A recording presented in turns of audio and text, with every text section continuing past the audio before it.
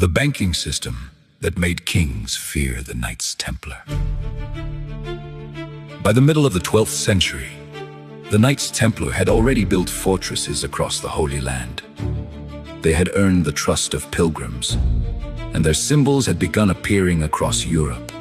But their greatest source of power was not military strength. It was something far more unexpected: money. And the way they moved it across continents, pilgrims traveling to Jerusalem faced a serious problem. The journey was long, the roads were dangerous, and carrying gold across foreign territory made them easy targets. Many never reached the Holy Land at all. So the Templars introduced something revolutionary, a system no one in Europe had seen before.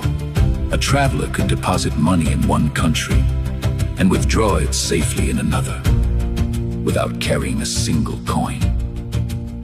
How did a group of warrior monks invent something that resembled modern banking centuries ahead of its time? Their system depended on trust.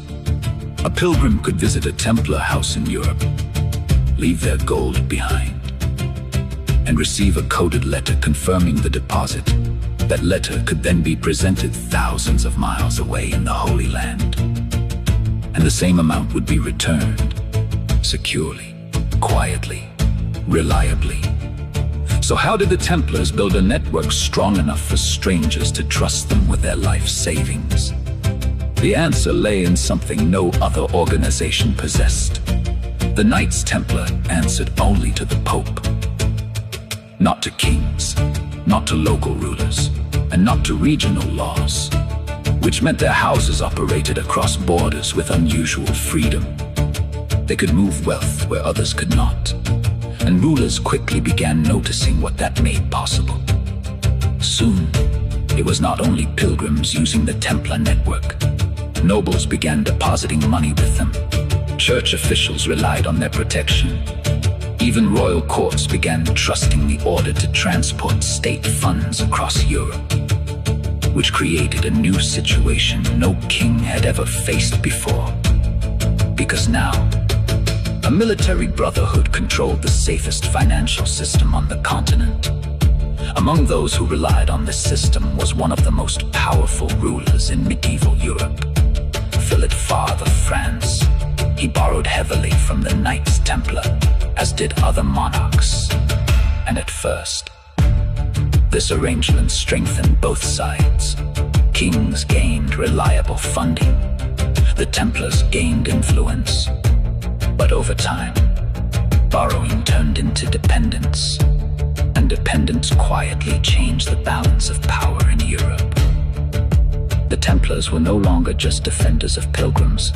They were guardians of royal treasure, collectors of taxes, managers of estates, and protectors of wealth moving across borders in some regions.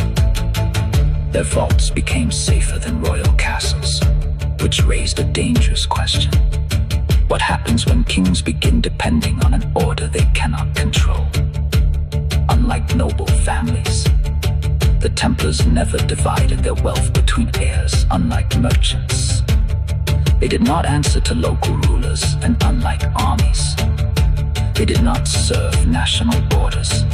Everything they owned belonged to the order itself, which meant their resources continued growing generation after generation, without interruption, without inheritance disputes, without political fragmentation. So how large had their financial network really become by the time kings realized what they had created? By the early 14th century, the Knights Templar had become one of the most trusted financial institutions in Europe. They stored royal treasure, they funded military campaigns, and they managed wealth that crossed kingdoms faster than any army could travel. But that level of independence created something dangerous. Because once rulers begin owing money to an organization they cannot command, history shows the relationship rarely ends peacefully. And within a few years, accusations began appearing that would change everything the order had built.